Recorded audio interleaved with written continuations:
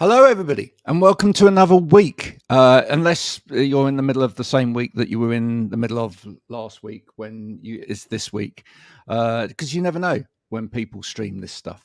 It might be in the first thing in the morning. Can't really see that myself because you probably wouldn't have had enough coffee to be able to digest this. But if it is, great. If you're in the middle of the day, I hope you're not doing this whilst meant to be doing work. Because you might get in trouble. And if you're doing it at night, well, it's good because, there's rubbish on the TV at the moment.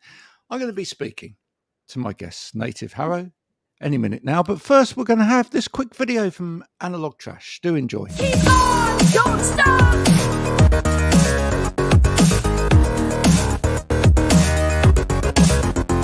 Keep on, don't stop.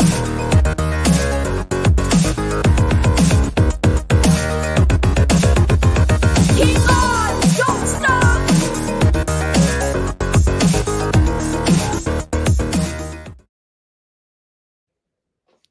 Native Harrow, you're very welcome. Thank you very much for joining me. All the way from Philadelphia, PA. Philadelphia. So Thank good. you for having So us. good they had to be able to spell it. Well, someone had to be able to spell it anyway, because it's one of those difficult words with a P, With the Greek roots. Yeah. Yes. Yeah. They're always difficult, those words, aren't they? Especially for dyslexics. Yeah.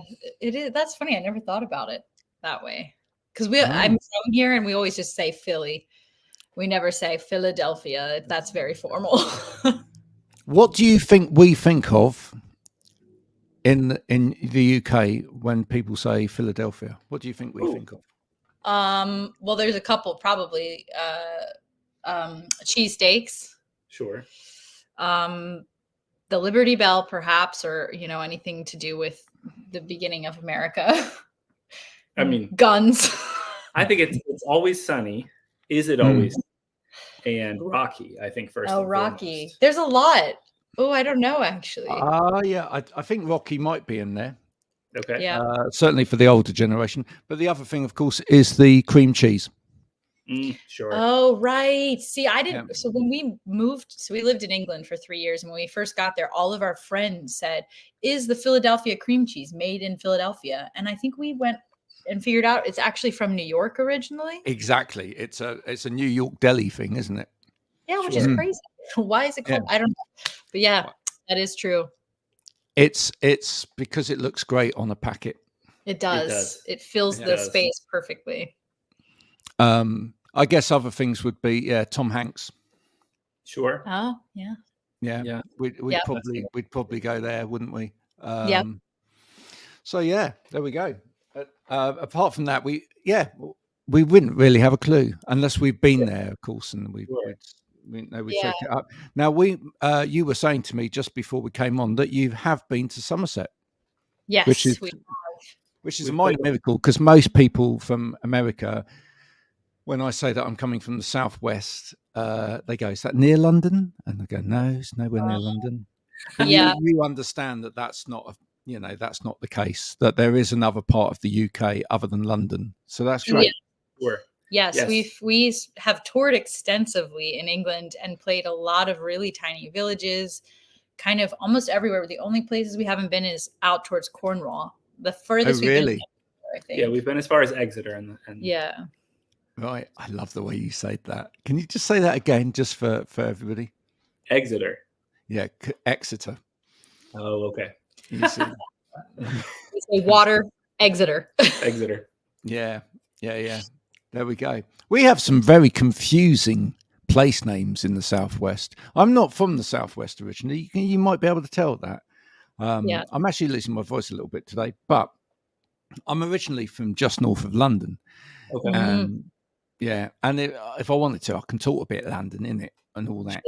In it. But yes. But when I moved down here into the southwest of the country, it really got confusing because there are some very strange place names. So, for example, just down the road from us here, there's a place called Shepton Beecham, right? If you look at the way it's spelt, it's the second part of that is spelt Beauchamp, as in Right. the French, Okay. as in the Yeah. French for like beautiful village.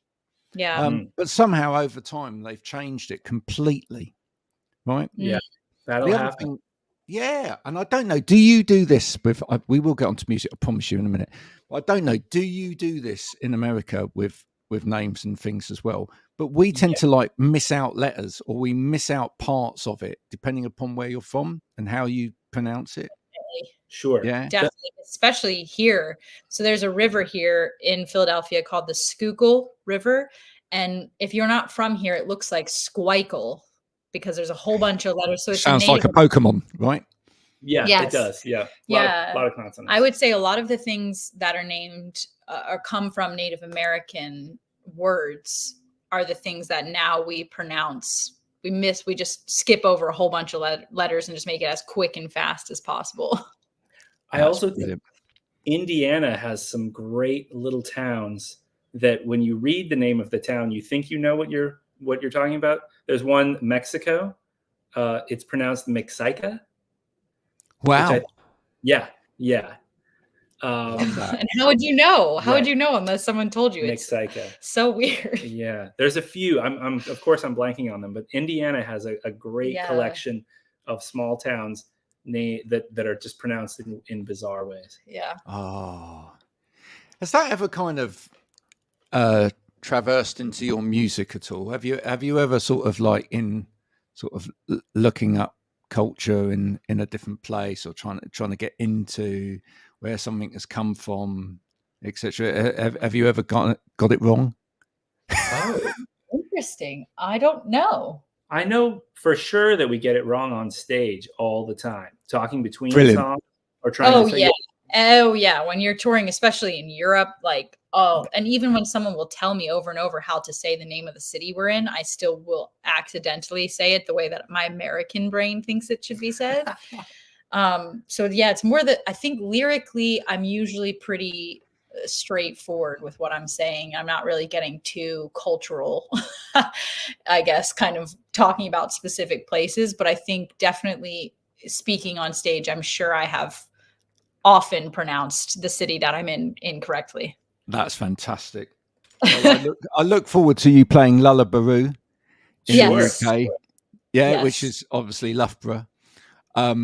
You know, but that's you know, that's a mistake that so many people have made over the years. Yes. Yes. Now, tell me, your music kind of takes a sort of nosedive back in time, but then brings it forward as well. And I always love stuff that does that. And Yeah. kind of on listening to it, I was kind of transported to another artist called Diane Birch. Oh yeah. Yeah. I know her. Yeah. Yeah. You get that kind of reference that there's kind of, you know, trying to look for that sound where, you know, you've got slightly dampened drums, but, you know, and you've got sort of like, you know, there's hints of like 70s, 60s sounds in there and whatever in terms of the production or whatever. But then in terms of other ways that you produce, maybe in terms of like the clarity of the voices and things like that, it's more of a modern approach. Is that kind of hitting the nail on the head in terms of? Yeah, definitely. I'd say I haven't gotten that comparison before, but I totally see what you're saying. And I think we really like that warm kind of sound. And I think we sort of arrived at that without even realizing it was more of a like retro thing. I think we just sort of kind of over time and making records figured out that how we like the drums to sound and how we like what kind of keys we like. And I think it ended up kind of going that way. And of course we love music from the 60s and 70s and we love jazz and we love all these things. And I think we're always kind of trying to marry all of our interests together as well as just the music we naturally create. And then I think what you're saying similarly with the voice, because I'm a classically trained singer, I'm very kind of focused on enunciating everything. And sort of that's where I come up. The place I come from is classical singing. So yeah, that's a very good comparison actually. like and that. no one has ever Yeah. said that one. Yeah. Cool. What have they said in the past? In Guns N' Roses or Yes, Guns N' Spice Roses. Girls, or I mean, Wait. we've had everything. We've had everything from Really? Joni Mitchell to Joan Baez to Stevie Nicks to what's the one from Judy the punk, Sill. We get Judy Sill a lot. the punks? Oh, Oh, God. Chrissy Hynde. We Chrissy got Hynde. Oh, right, the Pretenders. Yep. Yeah. Do you know what? I Dave- used to drink in the same pub as the drummer. Oh yeah. Ah, True story. Where is Yeah. that? In Sunderland. okay. Yeah. Cool. There you go. There's nothing more to that story. Well, not that I can remember. That's kind of being in the pub, though. And that's the best way to leave it, probably. But Yeah. yeah, cool guy, very cool guy, Nice. very cool band as well. But I don't get that. I don't. I mean, I kind of get the. I suppose I kind of get some of the timelessness element of that in there, Yeah. and maybe sort of like the focus on melody. But in terms of sound, I still think it's more sort of Diane Bush. And actually, that's a cooler reference as well, because all of those other ones are really obvious. Sorry, folks. Yes. You're just so boring. If that's your reference point, come on. Yeah. Well, I think there is something to when people. Sometimes someone will say, "Oh, you remind me." Low. When we did a record. Our second album was a lot of open tunings, kind of droney in spots, and we would get Zeppelin 3 and Low for the comparisons. Which Mazzy Star as well. We got Mazzy Star. Yeah. Mazzy Which Star. I mean, like comparisons don't really do that much for me because I'm sort of not really hoping someone thinks that I sound like someone else. I mean, who is, I guess, but I think I understand that it's a frame of reference. Someone will hear just like one sound and it will remind them of something they love. And I think that's where the comparison is coming from. And I think it's just a nice thing to say. Yeah. It's quite useful on a show like this show because we don't play any music. Sure. Right. And therefore it's quite useful to give some kind of indication of where somebody sits. Yeah, definitely. But again, that's why I tend to try and pick a more obscure reference point because that makes people want to go and investigate all of it. Yeah, of course. Yeah, because otherwise they go, oh well, they sound like that. I've already got that in my collection. Sure. I'm not gonna bother. You know. Yeah. I've already bought everything by Joni Mitchell. Of course I have. Right. You know. Of course. Yeah. Well, and I don't sound like Joni. I mean, I disagree. And you actually don't sound anything like Joni Mitchell. So you see that bit thank completely. you. I agree. I think one thing that I've kind of noticed about our band recently that was obvious all along, but I've only just now noticed it, is that so much of our songwriting and how we produce the records and the sounds that we go for are dictated. So I think some bands have a very defined sound and maybe it changes a little over time, but there's a sound world and you know what you're getting when you buy their new record. And I think with us, it's so driven by the vocal, and the vocal is the consistent thing. But then what we're doing musically around it does change a lot. So if somebody heard 3 of our songs and got some reference that's, feels very left field based on what you've listened to, I think sometimes that it's a lot of that can be valid anyway, just because we're not consistent from song to song in terms of our sound. And I always think of Fleetwood Mac had 3. Like the later era of Fleetwood Mac had 3 lead singers. I guess Fleetwood Mac, right. 12 lead singers. But the consistent thing was the sound, was the approach to the music. And no matter who was singing lead or what blend of voices was singing lead, the music did have this consistency. And I think our consistency comes from Devin's vocal. And then what we choose to do around it can vary a lot. Yeah. And I think maybe that's something that makes these comparisons go kind of astray in ways that are still technically accurate. Yeah. I love that. So how do you, or what sort of dictates the fact that it goes off in a different direction? Is that getting your hands on different kit?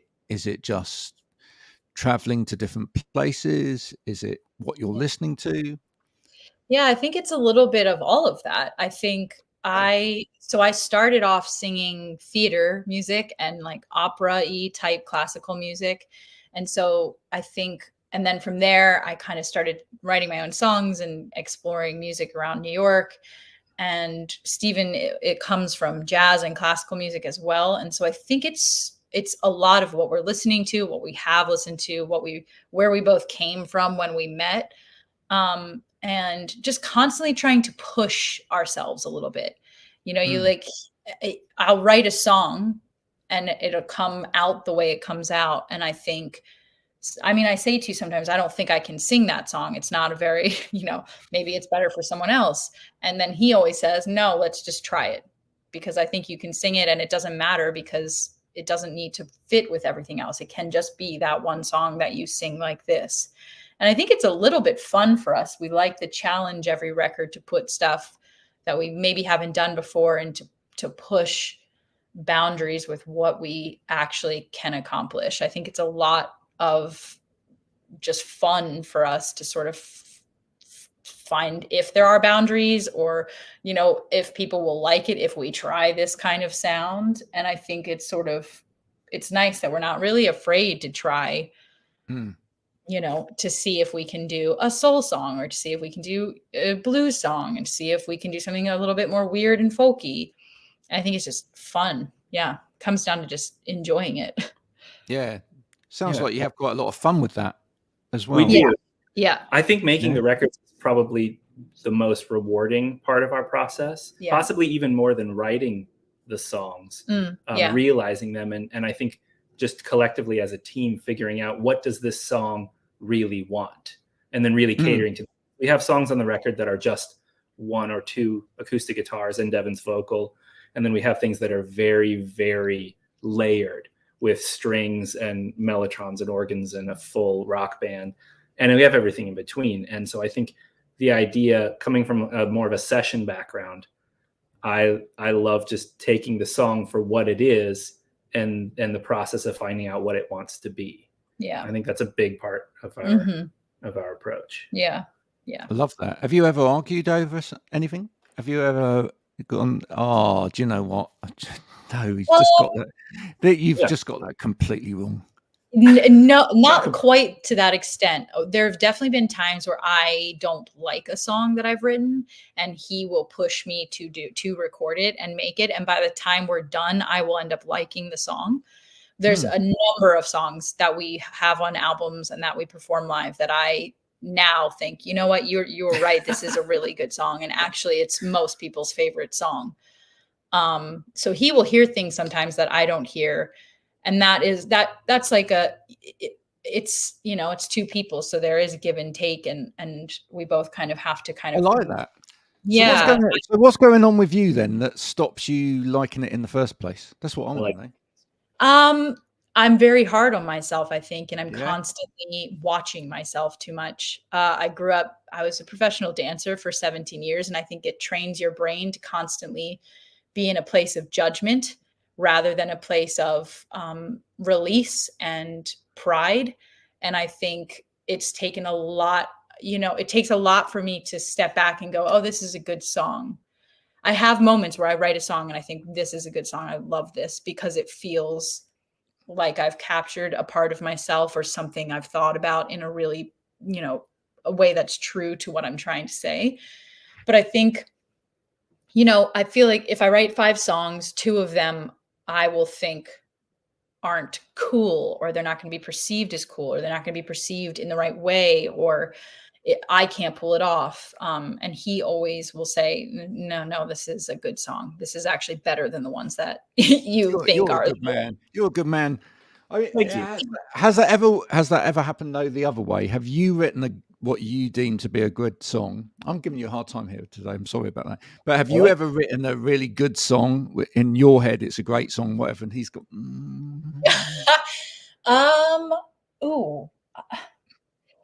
Probably, I think, yes. I think there have probably been times where I think, he does actually think everything I do is great, which is why I'm married to him, because he's a wonderful person. But there are definitely times where I write a song and I think, oh man, this is so good.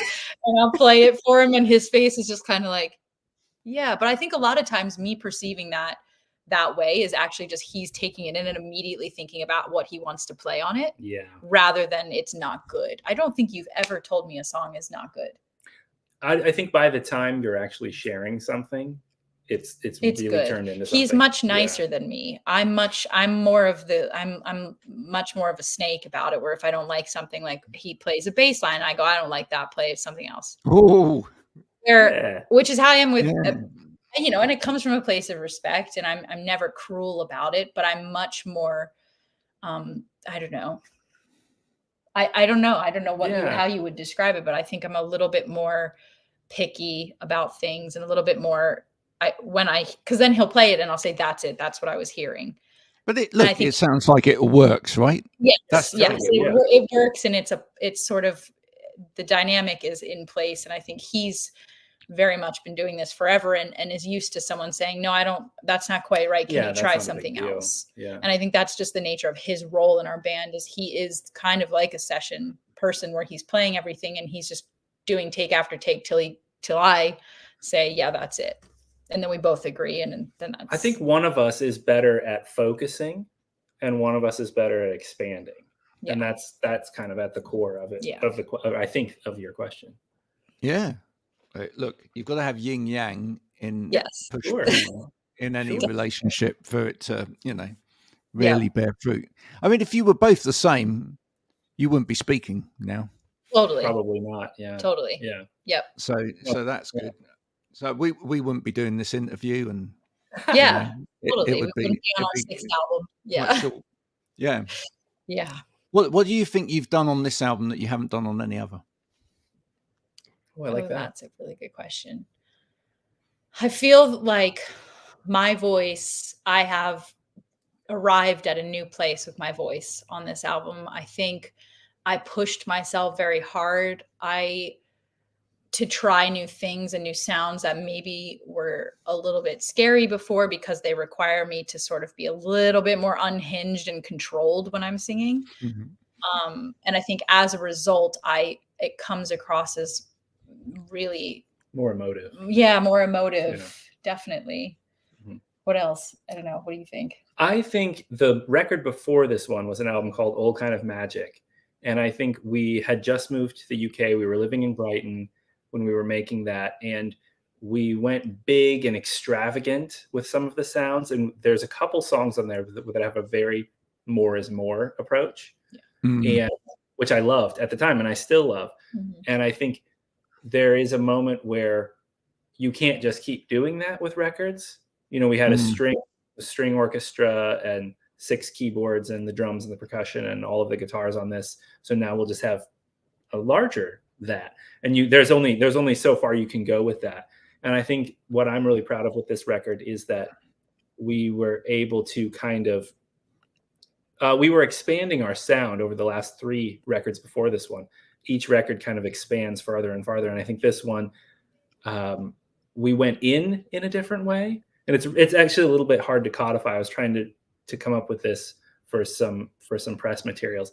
And it's a little bit hard to explain in words, but I think that rather than just a continual expansion, we are now kind of arriving at sounds that maybe are going to define what we do or what it is that we think we do a little more specifically. Yeah. And I think going deeper into who we really are as artists, rather than just making a style of music, taking a song in a direction just because we can. Yeah. Nice. Less is more. Yeah. Yeah. Well, it always is to a certain extent. Sure. I think it's lovely when you make those big records, but I think it's nice when you then make the big records with the big sounds and everything, and then you kind of react to that by stripping it back slightly, and then you know, getting a bit more in touch with where the song comes from. And then maybe then finding a sort of happy ground. Yeah, that's a really good way to put it. Yeah. There you go. Yeah. So look, as of today, we're in a place where anything is possible. So it's like Willy Wonka's factory, but for musicians. And I can get hold of any piece of equipment at all, microphones, keyboards, guitars, whatever. What am I pulling out of the river of chocolate for you that you would love to be on the next album? What piece of magical kit would you love to be able to play with? Sure. It can be a whole orchestra, by the way. It can be a Sure, whole yeah. orchestra, just anything. I mean, I think that we've gotten into this thing. We're using a Neumann U47, well, a Neumann U47 clone for Devin's vocal, and that's become a big part of the sound of the records. And I think, by the way, if you're watching, Neumann, sponsorship. Thank you. Sure. Yeah. Yeah. Yeah. And I think just old compressors, old EQs. We love plate reverbs. We love these very, and I think it's not so much a consciously retro thing as it is. These are just the sounds that we are very inspired by. Yep. Yeah, and they complement our songs Sure. and my voice and all of that really well. Yeah. And to your point, the muted drums, we just love the drums with the T-towels on, the Ringo Starr 1969-70 kind of sound. Yeah. The Fleetwood Mac drum sound. I just think that works on everything. And a little bit, I think there is I think we have kind of figured out what we do like, and I think there's a lot that can be done there, but I don't know that we're going to be doing wildly different sound worlds. Yeah, I think we have talked about putting strings on the next record. Talked about strings, So strings is a good one. Yeah. Because that's a big thing. That's a big endeavor to kind of, go down the path of hiring players to play on your record. And yeah, right. So probably. So if anyone's out there listening and they've got a little string quartet or something hanging around, yes, whatever, they could get in touch. Yeah. Strings are great. I think as we're kind of connecting with the Philadelphia part of what we do. Yeah. And Philly soul is always something we're listening to and talking about, and certainly a huge string section is part of that. Mm-hmm. And then we get requests a lot to put brass on our records, to put a horn section. Oh, yes. Yeah. Horns would be cool too. Yeah. Especially German audiences. I feel like I'm constantly talking to people in Germany that wish we put horns on a record. So funny. Wow. Yeah. I think it's an interesting one. Yeah. So I think you should, I'm trying to think of who's been on here in the past that you might need to connect up with, because they might have access to that. So maybe someone like Kat Eaton, who came up. Mm-hmm. Yeah. Do you know Kat? We know of Kat. Yeah. You know of Kat, yeah. Who's done gigs with Jules Holland and. Right. Sure. Yep. Right. Because then immediately you could have access to, an orchestra, strings, brass. Yeah, that would be good, wouldn't it? I think some of that stuff it definitely we'll be looking into for the next record. Yeah. This one we just wanted, I think, because there's a string. We worked with a violinist on Old Kind of Magic who ended up building these large string arrangements on a couple of the tracks. And I don't think we consciously decided to not do it on this record. No, I just think it's where the songs took us. Yeah. But, yeah. I love that. No, that's good. Dream support slot? Dream support slot. Oh, that's so hard. I feel like there's so many. It's particularly hard because I haven't told you which way round that is. Now, is it the support slot that would be a dream for them to be your support? Or is it your dream support slot as you as the support? See, I haven't told you which way that is. So, yes, that's true. Yeah. So by leaving it ambiguous, it could go either way. Okay. I know what mine would be. Hey, let's hear it. I would love for Native Harrow to support Al Green, I think would be my just because I just would love to, doesn't matter. I don't care what they think of Native Harrow, but I would love to play and then stand backstage and just watch all of that happen. Yeah. Okay. Yeah. I get that. Yours is probably different. Well, I thought you were going to say Chris Stapleton.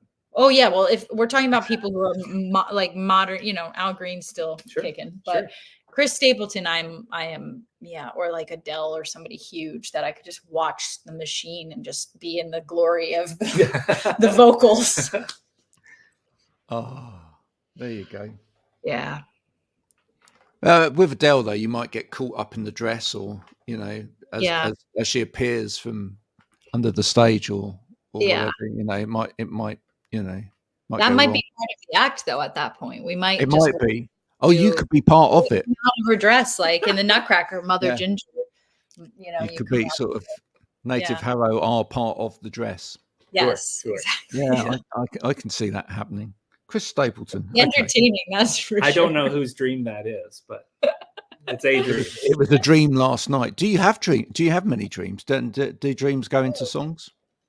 Oh, I do have dreams. I don't have nearly as many as I used to. I feel like I'm a pretty hard sleeper. Well, I guess we dream all the time, but I'm not really. But I do But have song dreams, and I wake up and usually like you got to write it. I will write it down and then go back to sleep if it does happen. It's happened a couple of times in my Yeah. career so far, but yeah, most of the time my dreams are just a whole bunch of crazy stuff happening. People I've never seen. Well, people in my brain that, is getting rid of them. Right. A data dump. A data dump. Yeah, Yeah. that's what most of my dreams are. Yeah. Cool. No, I definitely think that things come to me in dreams that end up going into music or writing or something. Yeah. Yeah, definitely. Mhm. Okay, now you've got the hardest probably question of all out of the whole interview. Yeah. But this is the most important one because it's which of the songs on Divided Kind are going to end up on the My Music podcast playlist. So you got to choose really carefully here. Mm. Yeah. Yeah. And we can pick You got to choose it. You got to choose it, and you got to tell me why. Okay. Mm. Did you just say we can I only was pick just 7? joking. I was joking. How many are we picking? 1, 2? You just got to pick one song. 1. Okay. Oh God, yeah, that's Wow. hard. So hard. It's almost like when people ask you what's your favorite band, Yeah, what's your favorite album. It's just impossible, isn't it's it? impossible. Some people are so good with favorites and bests, and some people really I just struggle. can't do it. Well, you go first because I need a second. Follow me around. Yeah. Okay. Yeah. And why? Well, I think that people who are new to the band or who already like the band, I think it's a good introduction to us and what we do. Yeah. I think it's catchy. I think it's kind of upbeat-ish for us. We don't play the fastest songs, but I think it's at least mid-tempo. And I just like it. I like the bass line. I think I'm really proud of that song. Yeah, I like that song too.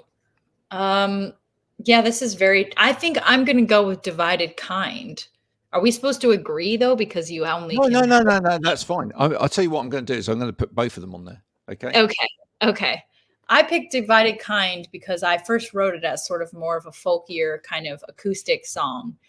And then I sort of discarded it for a little while. And then when we were putting songs together for the record, I ended up going back to it. I forgot how I played it originally, came up with a new way of playing it. And I just love all the different hand claps and tambourines and percussion and guitar solo and harmonies. It just feels like a very kind of, I don't know, joyful song to me. And the album is named after it, which is funny how that happens. A song that almost didn't get recorded ended up being the title track.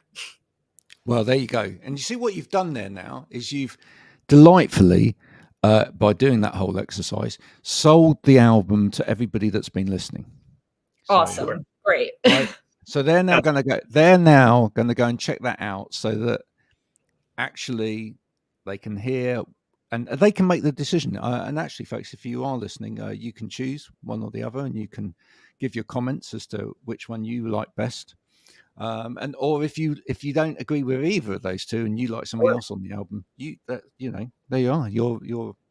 You can sort of join the argument and throw your hat into the ring, and that's brilliant. And then over time, everybody will pick a different song because that's the beauty of music, isn't it? Everybody will pick something different. Yes, Lovely. definitely. It's been a pleasure talking to you today. We've learned so much. We've learned a bit about you, your sound. We've learned that Philadelphia cheese doesn't actually come from Philadelphia. Yep. When are we ever going to see you again in the UK? When are you coming back to play some music? We just flew back from the UK yesterday. Oh Yep. wow! So we were there I for just 2 missed weeks. you right there. Yeah, yeah. It's okay. We were mostly just around London. We played some and kind of the surrounding Yeah. boroughs. We didn't make it out to Somerset. We No. played a bunch of record stores that we like. We played a show down in Brighton, and we played at Third Man Records in London.